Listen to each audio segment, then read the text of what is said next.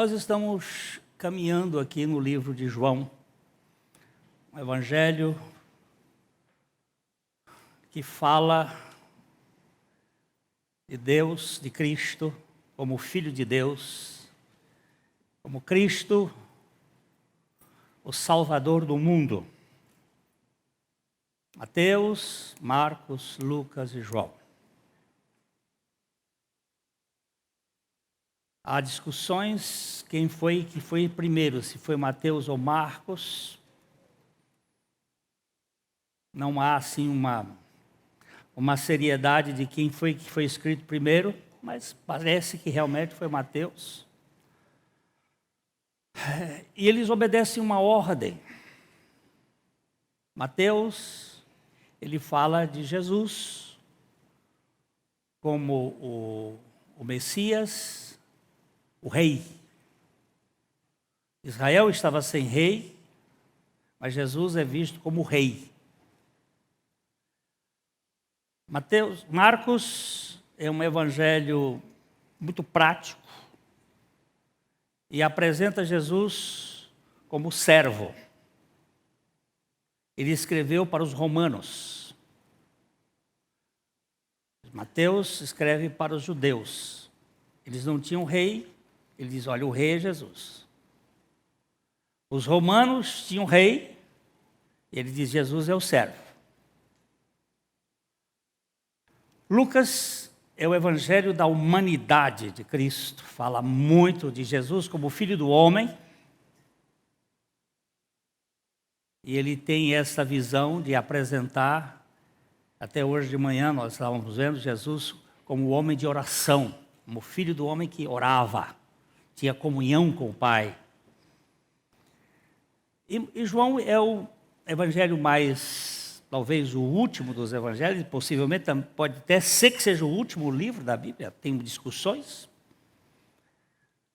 Mas é um evangelho amplo, ele fala do Salvador do mundo, isto é, tanto de judeus quanto de gentios.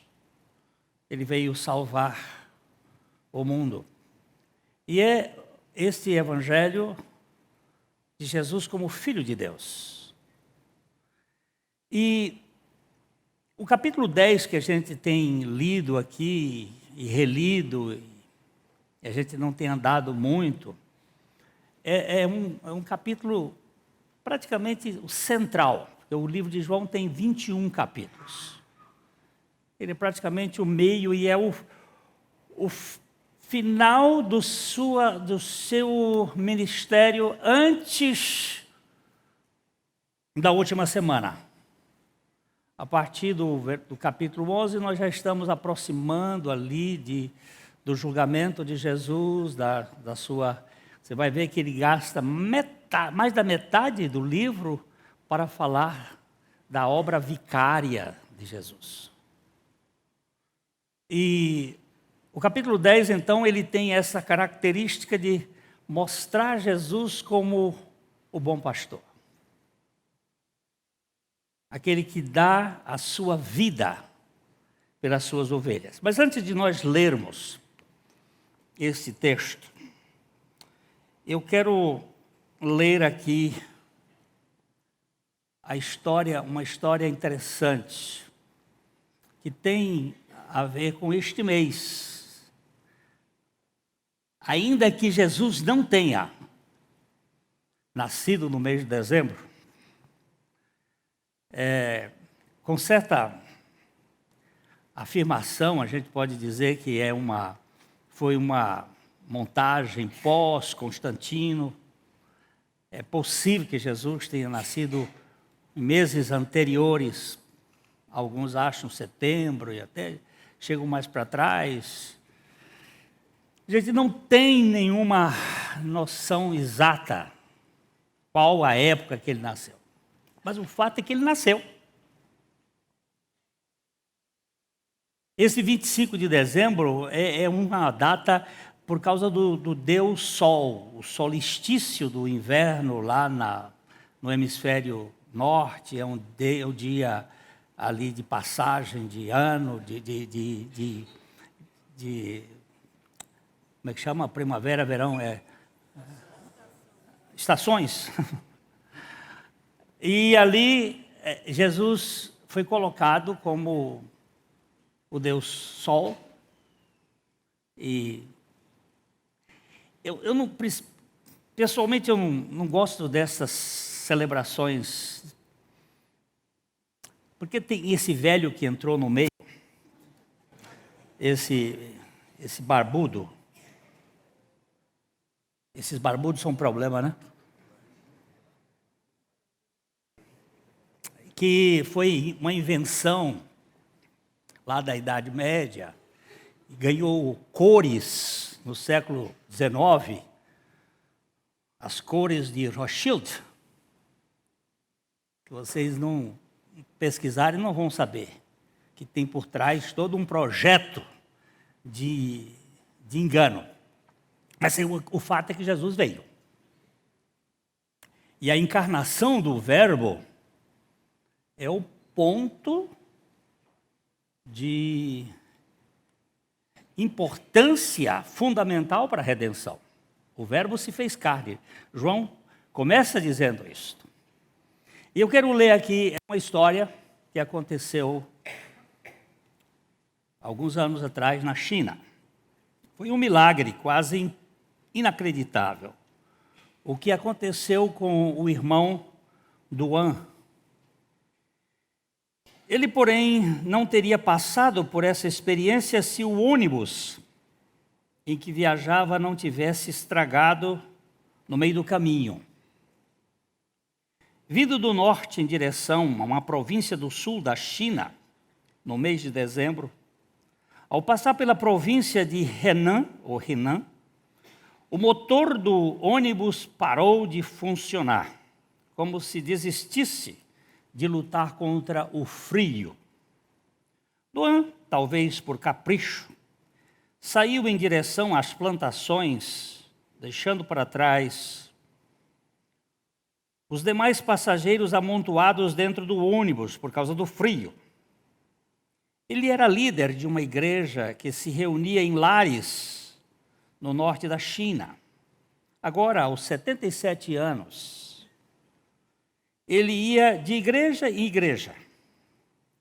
Ele não tinha mais uma casa que pudesse chamar sua. E se reunia e pedia abrigo nas casas dos irmãos. A verdade é que ele estava profundamente deprimido.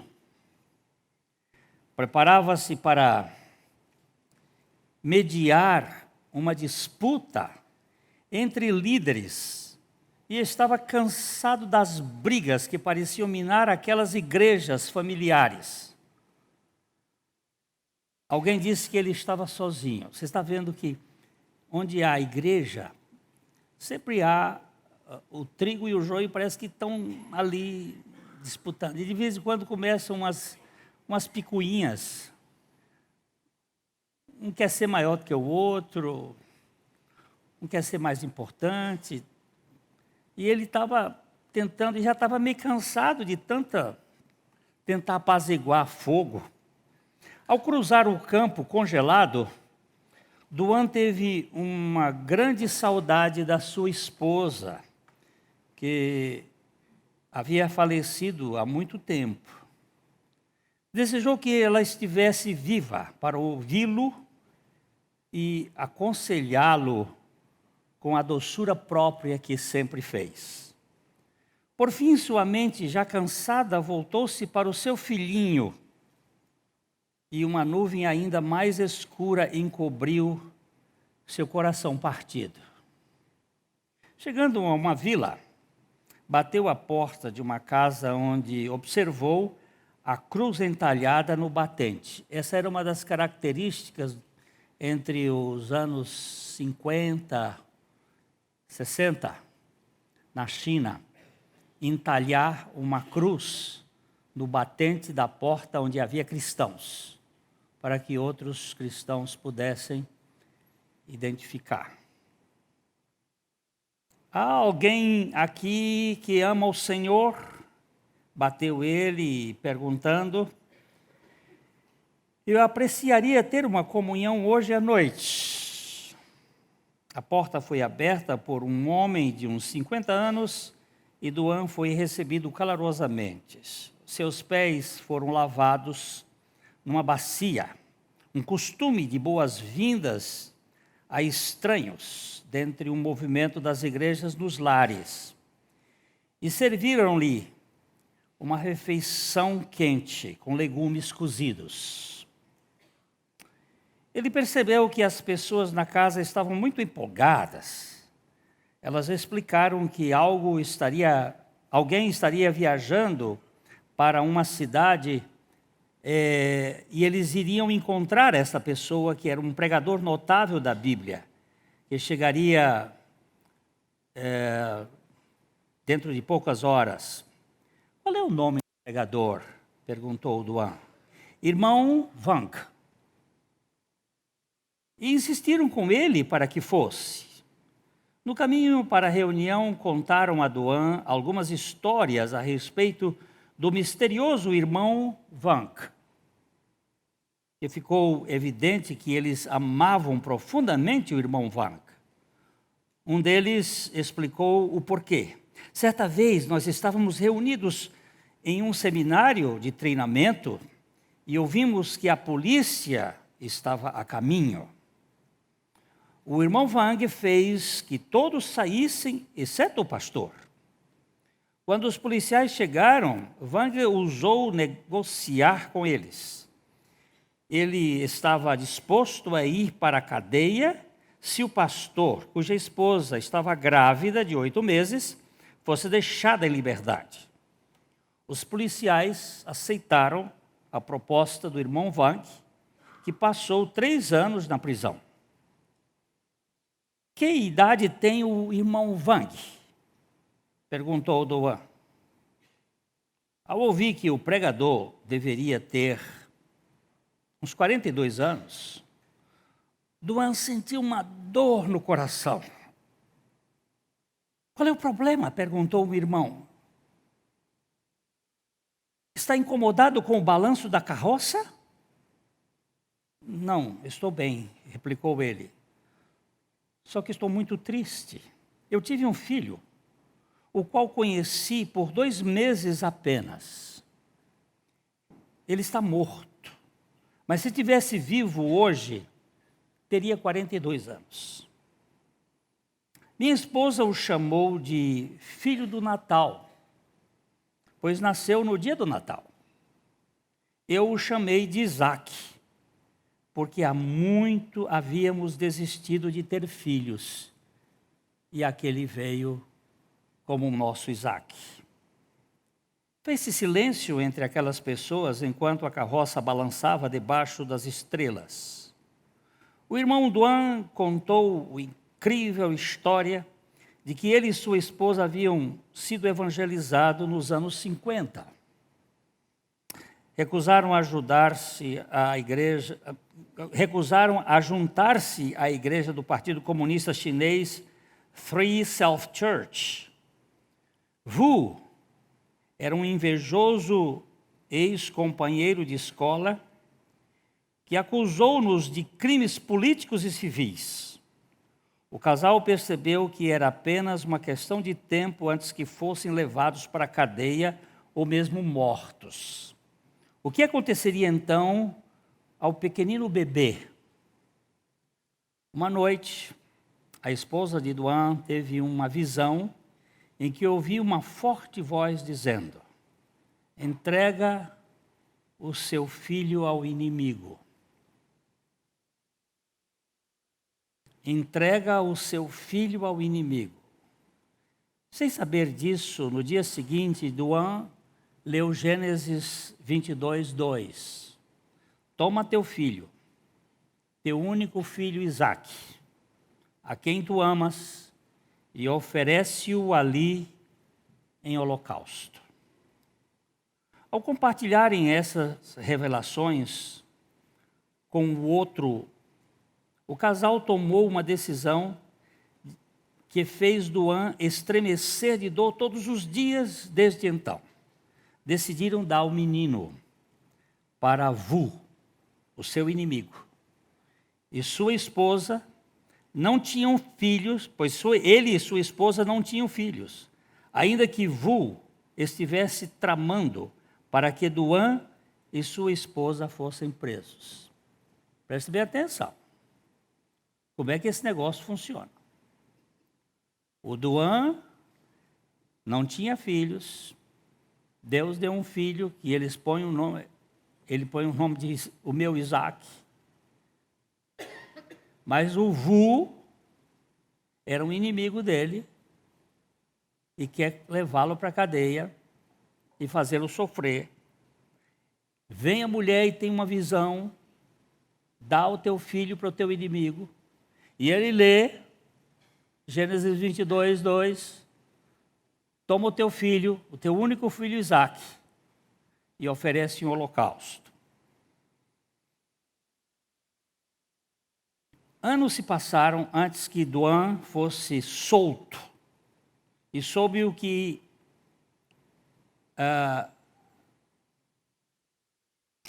havia acontecido com sua esposa e seu filho.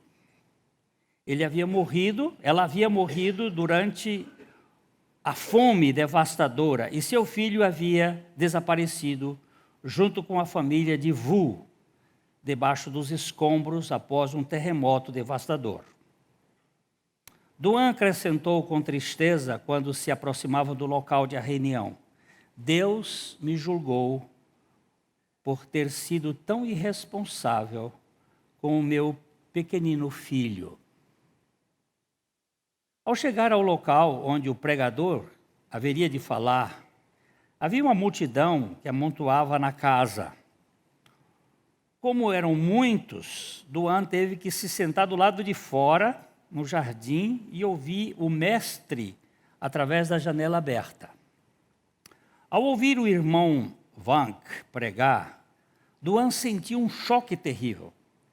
Era como se ouvisse a si mesmo. Começou a tremer de medo. Estaria morrendo? Até mesmo as palavras que o pregador usava lhe pareciam familiares. Confuso, aproximou-se com dificuldade até a janela para ver o pregador tumultuando as coisas, uma vez que caiu sobre algumas pessoas.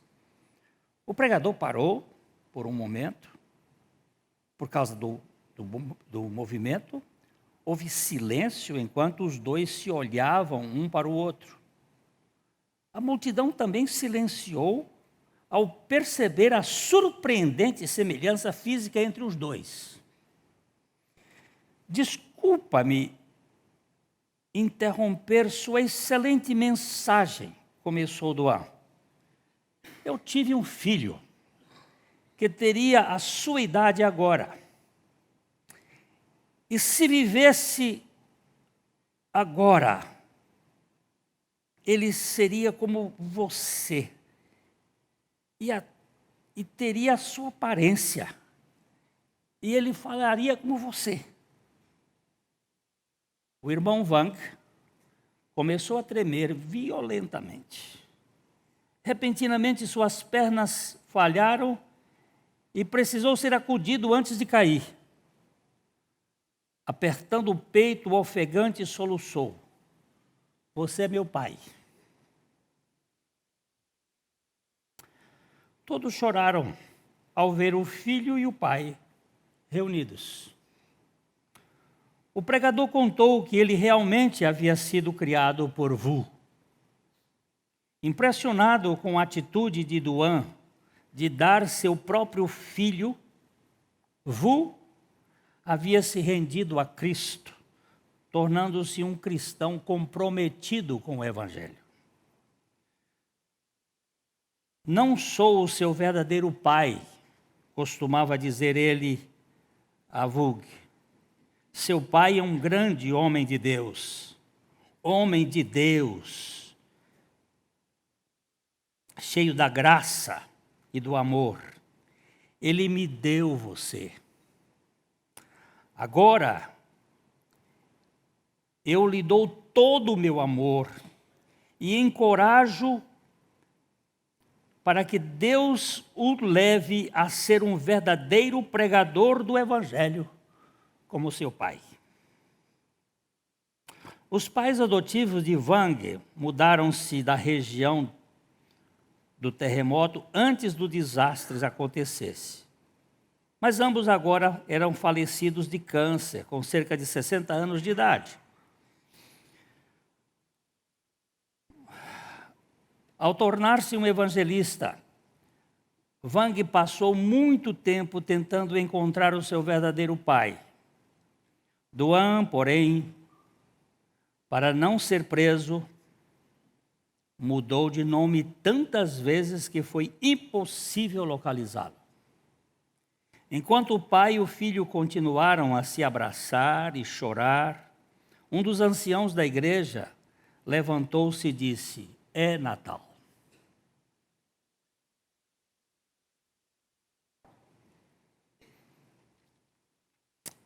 Já vimos o sermão desta noite. Já vimos.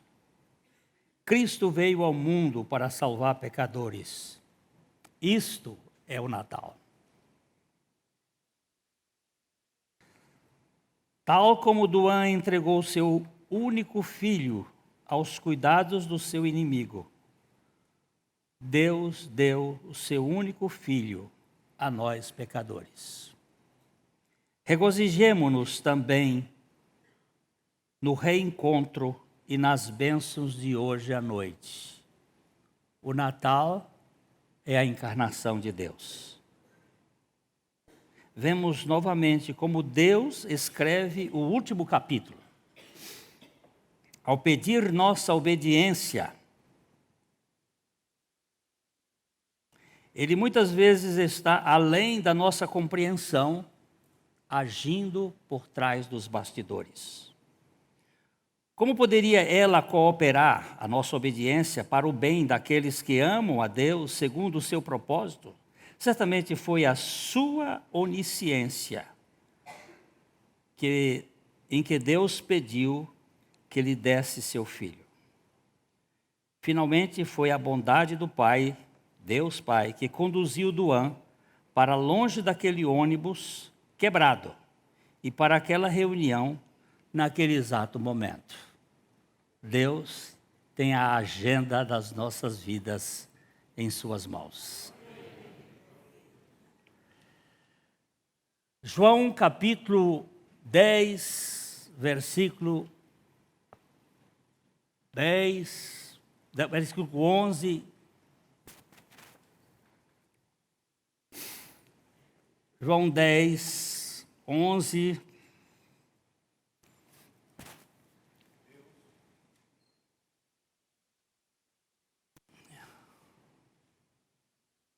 Não há fogo. Não há fogo. Tenta ler.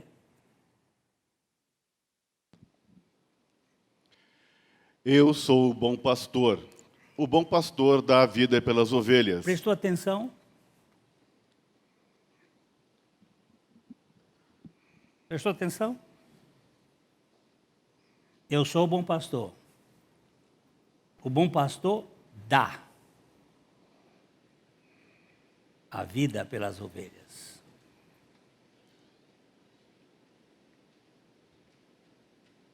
Deus amou o mundo de tal maneira que deu. Deu o quê? Seu filho. Não é uma tropa. O seu único filho.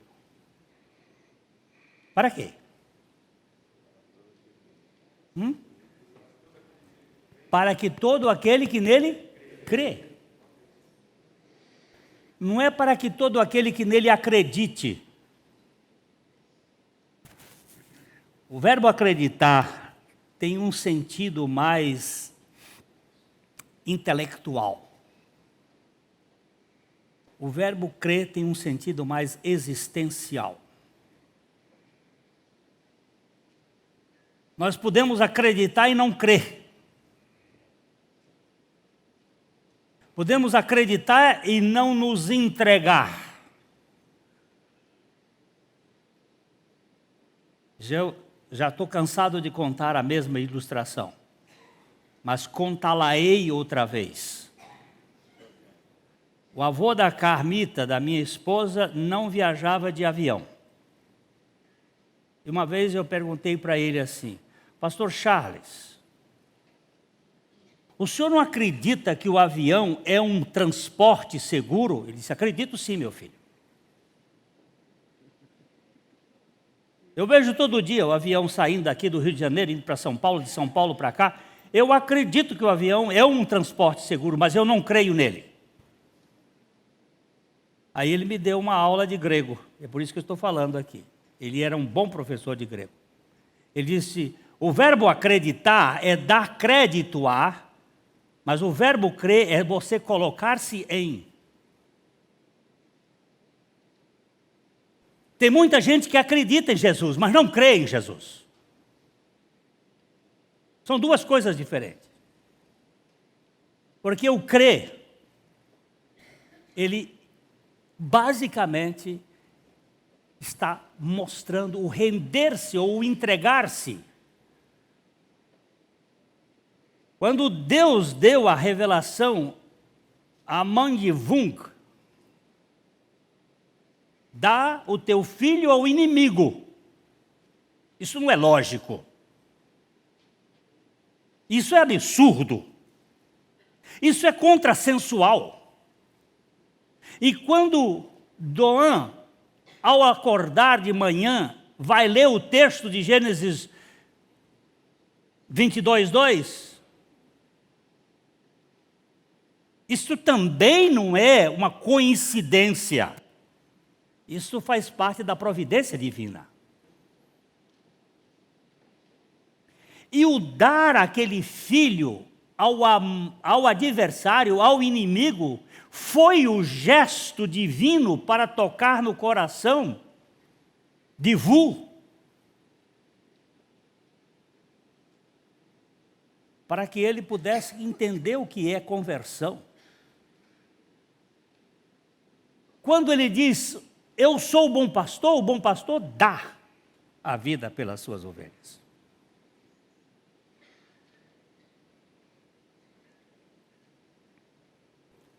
O mercenário. O mercenário, que não é pastor, a quem não pertencem as ovelhas, vê vir o lobo, abandona as ovelhas e foge. Então o lobo as arrebata e dispersa. O mercenário foge, porque é mercenário, e não tem cuidado com as ovelhas. Eu sou o bom pastor, conheço as minhas ovelhas, e elas me conhecem a mim.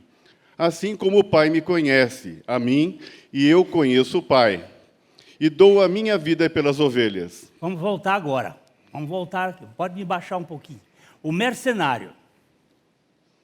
O que é o mercenário? Aperta o dedo na palavra mercenário aí, por favor. Mercenário.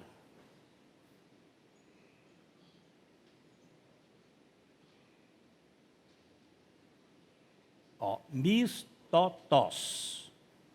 Mistotós é um empregado. É alguém que vive de salário para cuidar das ovelhas. Ele não é o pastor das ovelhas. Ele é o mercenário. Ele vive usando as ovelhas como um meio de emprego. Pode voltar lá. O mercenário que não é pastor. A quem não pertencem as ovelhas. Porque as ovelhas são do pastor. Ele vê vir o lobo. Agora vê aqui a palavra lobo. A palavra lukos. Ó.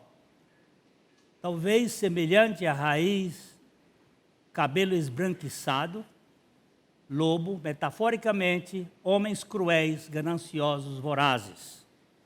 Mas também pode representar o maligno, ou a obra maligna. os exploradores de gente. O pastor das ovelhas, ele fala a verdade, ele cuida das ovelhas com a excelência da sua palavra. Ele não negocia, ele não mercadeja. Porque a maior evidência do amor para com as pessoas é a verdade. E conhecereis a verdade, e a verdade vos libertará. Não adianta você ser politicamente correto com as pessoas e deixá-las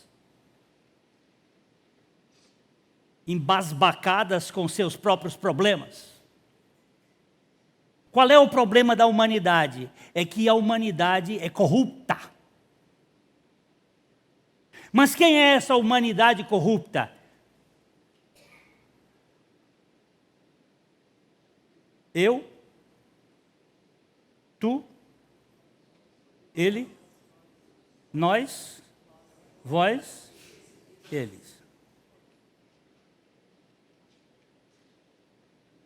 Não escapa ninguém. Corruptos são os membros do STF. Esses são mais. Mas são, como nós, corruptos. Desesperadamente corruptos.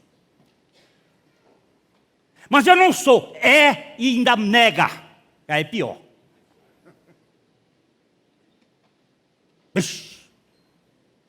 A verdade é esta. Que você não vale nada. Mas isso é duro de dizer. Nós gostamos muito. O Espírito Santo move em você. Você tem valor.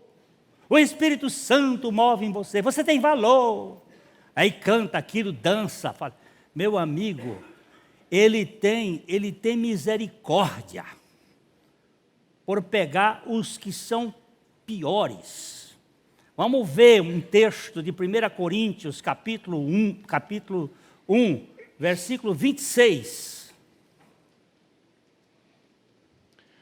Irmãos, reparai, pois, na vossa vocação, visto que não foram chamados muitos sábios, segundo a carne, nem muitos poderosos, nem muitos de nobre nascimento. Ele começa dizendo, olha, prestem atenção na vossa vocação, no vosso chamamento, na vossa escolha. Como foi que Deus escolheu?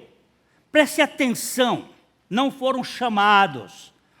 Muitos de estirpe, muitos da nobre escala social. Versículo seguinte.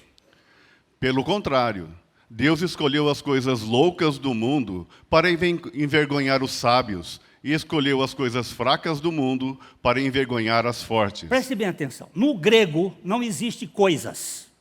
Mesmo porque Deus não escolhe coisas.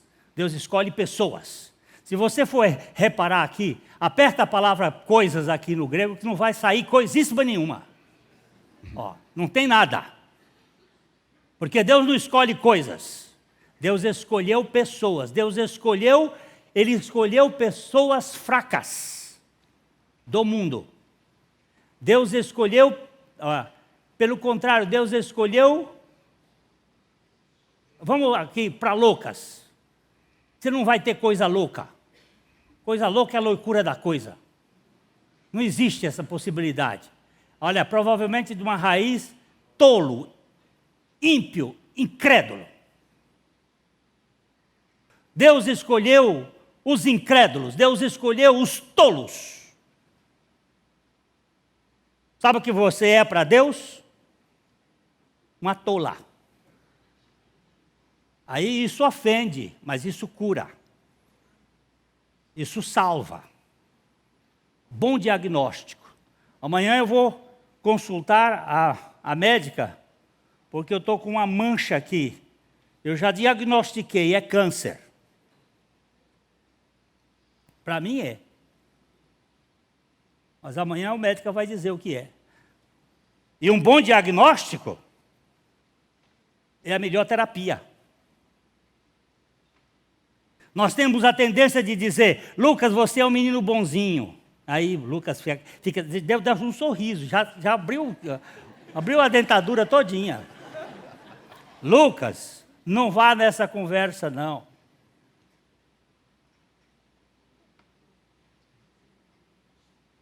Um pastor amigo meu foi levado por um dono de igreja, que igreja tem dono. Um dono de igreja que resolveu conquistar o seu Manuel, dono do armazém da cidade. Era um homem português rico. E o pastor estava querendo converter o seu Manuel para a igreja, porque o dízimo ia ficar grosso. Que é o tipo do mercenário. Aí levou aquele pastor amigo meu, e aí começou a conversando ali, e ele foi contando, olha, o seu Manuel é um homem muito bom. Ele é um homem dadivoso, ele é um homem que faz muitas obras aqui na cidade. E aí o seu Manuel se encheu, e quando você joga essa coisa, o cara enche e o seu Manuel começa a contar porque isso, porque aquilo, porque eu já fiz isso, porque a gente faz tanta coisa. E aí aquele pastor virou e disse assim, pois é, pastor, está vendo? Ele só falta ser batizado para entrar no reino de Deus. Aí aquele pastor disse, seu Manuel, não engana, não vai na conversa dele não. O senhor precisa morrer. A sua natureza é perversa. Até a sua bondade, diante do que o senhor faz, leva ao orgulho. Não se engane com essa conversa. Ele disse, não me interessa esse Jesus. Ele disse, olha aí, a bondade do homem. Você fica levando as coisas, não é? Assim na base do ajeitamento.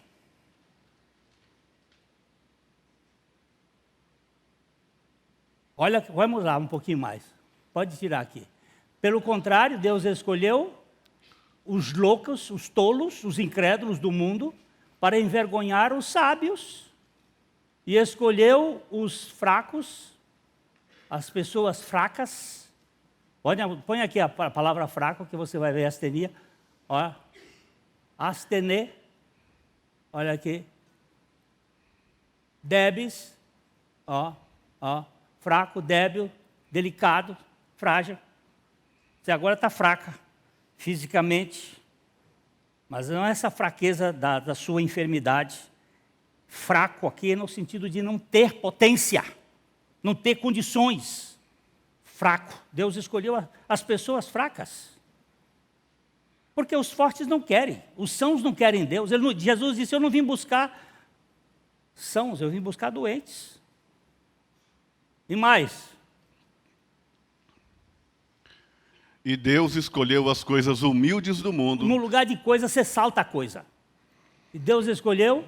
Os humildes do mundo e os desprezados e aqueles que não são, para reduzir a nada as que são, a fim de que ninguém se vanglorie na presença de Deus. Olha só, baixa um pouquinho mais aqui para o 28. Deus escolheu os humildes. Vamos ver humilde. O que é humilde aqui? Humilde. Vamos ver o que é. Ó. Desprezível, covarde, indigno, ordinário, vil, sem família, que não é nobre de nascimento, humilde de nascimento, Zé Ninguém. Para quê? Para que você não se estribe em nada. Você não sabe quem eu sou? Eu sei, mas não vou te contar. E se eu te contar, você vai apiar desse cavalo. É este o problema da humanidade. Nós nos achamos. Nós achamos que merecemos. Vamos lá. Vamos voltar agora para João capítulo 10. O bom pastor conhece as suas ovelhas, e elas conhecem eu sou bom pastor, conheço as minhas ovelhas, verso 10, e elas me conhecem a mim, assim como o Pai me conhece a mim, e eu conheço o Pai, e dou a minha vida pelas ovelhas.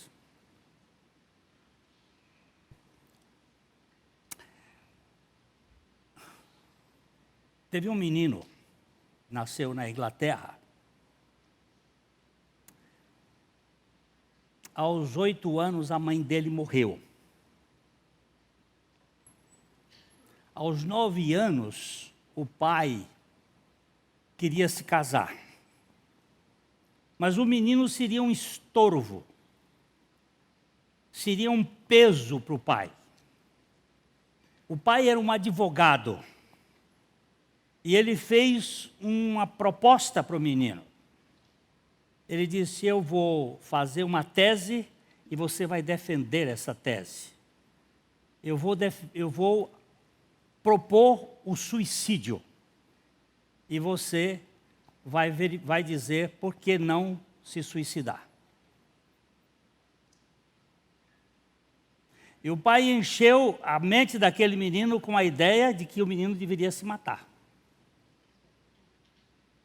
E esse menino defendeu e ficou perturbadinho. Aos 11 anos, ele estava estudando no colégio St. Louis, em Londres, e ele foi abusado sexualmente por um rapaz, que ele descreve apenas o pé, o tamanho do pé.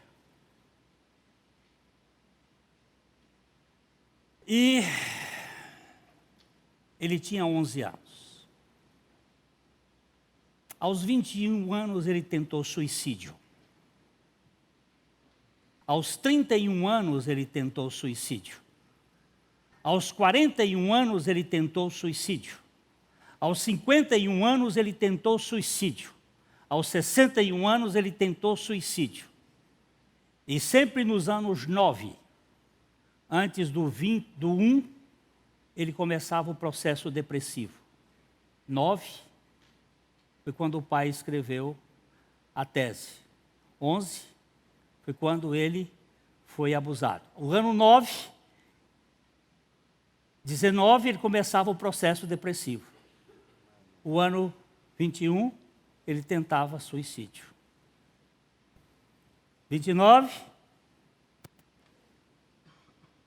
31, e assim sempre, nesse ciclo, a mente dele funcionava. Só que este homem escreveu os hinos mais lindos que a inódia inglesa tem. William Cowper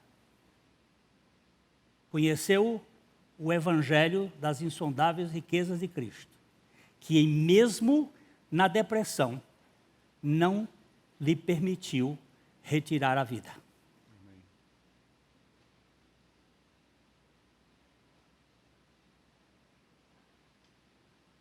E eu gostaria de cantar esse cântico que ele compôs. Achei a fonte carmesim, que meu Jesus abriu. Na cruz, morrendo ali por mim, minha alma redimiu. Eu creio. Eu creio sim, eu creio. Jesus por mim morreu. E sobre a cruz, para me salvar, castigo padeceu. É um cântico que me faz muito bem. Porque eu encontro no meu bom pastor, aquele que deu a sua vida, a saída para a minha existência. Eu que também fui abusado, tenho a graça de ter sido alcançado por esse pastor que procura as ovelhas. De Van Fronk, um grande homem de Deus, que sempre pregou que Deus desceu a escada da encarnação para alcançar o homem no pé da escada. E ele disse: por muitos anos eu preguei essa mensagem. Até que um dia, eu percebi que eu ainda estava colocando um degrau para as pessoas. Que ele não tinha descido até o rés do chão. Ele tinha ficado até no pé da escada. E ainda chamava. E ele disse: aí eu fui descobrir que ele foi ao poço da mulher samaritana. Ele não esperou que ela viesse a ele. E que ele é o caçador, ele usa até a expressão, ele é o perdigueiro eterno, que desce até o vale para buscar as suas perdizes, as suas ovelhas perdidas. Ele veio buscar. Se eu achei, é porque ele me achou primeiro. É porque ele veio me buscar. Na cruz, meu Cristo já pagou o mal que cometi. E pela morte que passou, a vida eu consegui. Assim, pois, fez-me com amor andar no trilho seu. Confio sempre, com fervor, em quem por mim morreu. Se você é dos velhos, é capaz que você cante. E se você é dos novos, você vai aprender. Este é um cântico que vale a pena ser restaurado. Eu já até pedi, assim, en passant, ao Leandro, para traduzir alguns cânticos do William Cowper. Eu não tenho competência para traduzir, mas alguns cânticos dele são assim, de deixar a gente... Em cada momento que ele passava pelo vale da sombra da morte, ele entendia: o Senhor está comigo. O Senhor é que me sustenta. Eu não tenho medo do pecado diante da tão grande salvação. Eu tenho é nojo, porque eu não sei, eu sou especialista em pecar, mas Ele é especialista em salvar.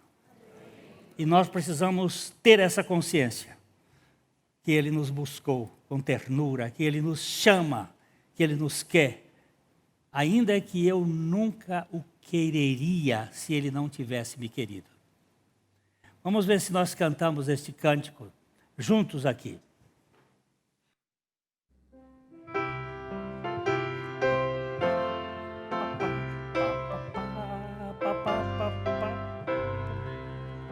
Achei a fonte carmesi que meu Jesus abriu, na cruz morrendo ali por mim, minha alma redimiu. Eu creio sim, Jesus por mim morreu, e sobre a cruz pra me salvar, castigo padeceu. Na cruz meu Cristo já o mal que cometi, e pela morte que passou eu consegui. Eu creio sim, Jesus por mim morreu, e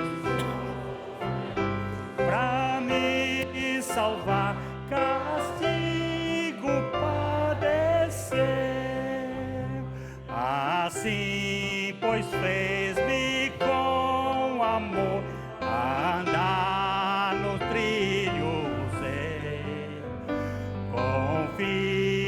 sempre com fervor em quem por mim morreu. Eu creio sim, Jesus por mim morreu. E sobre a cruz pra me salvar, castigo padeceu. Eu creio sim.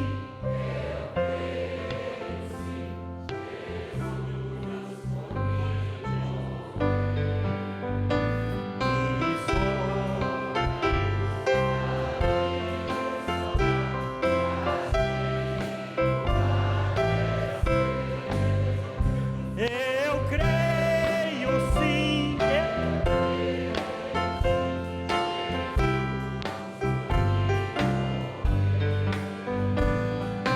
Sobre a cruz pra me salvar, castigo padecer. Achei a fonte carmesim que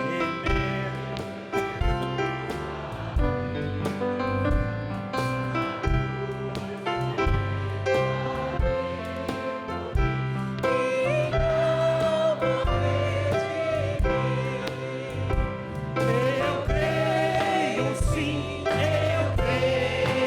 sim, Jesus por mim morreu.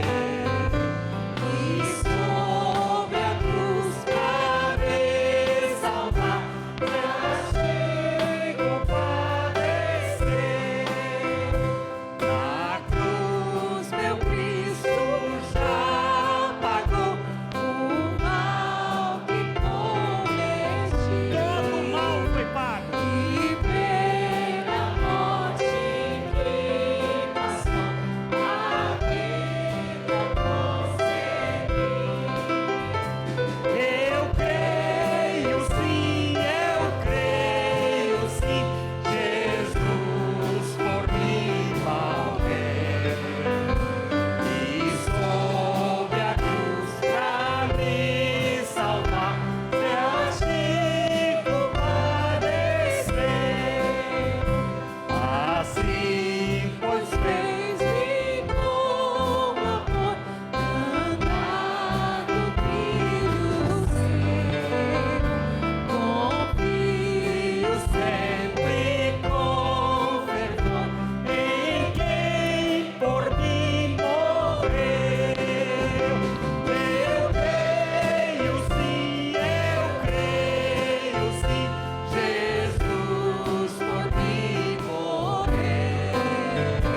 E sobre a cruz pra me salvar, castigo padecer.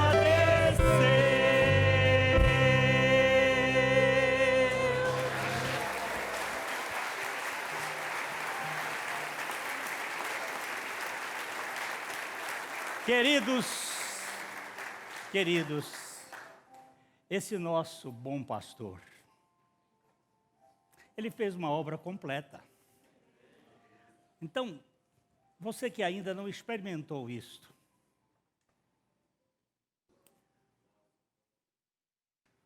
diga para ele: Senhor, eu te recebo como a única alternativa da minha existência. Ele veio buscar e salvar o perdido. E ele realizou uma tão grande salvação. Não tem retoque. Esse é o evangelho das insondáveis riquezas de Cristo. A Livraria PIB Londrina procura selecionar cuidadosamente seus títulos e autores a fim de oferecer um conteúdo alinhado com o Evangelho de Jesus Cristo. Bíblias, livros de teologia, devocionais, literatura infantil, biografias, comentários bíblicos e muito mais. Dispomos também de um acervo de CDs e DVDs das mais de 5.000 mensagens ministradas na Primeira Igreja Batista em Londrina. Visite a Livraria PIB Londrina e conheça ainda mais. Livraria PIB Londrina, de segunda a sexta, das 13h30 às 18 horas. Endereço na Avenida Paraná, 76A, próximo ao Calçadão, bem no centro de Londrina. Ligue para 3372-8921 ou acesse o site www.livrariapiblondrina.com.br.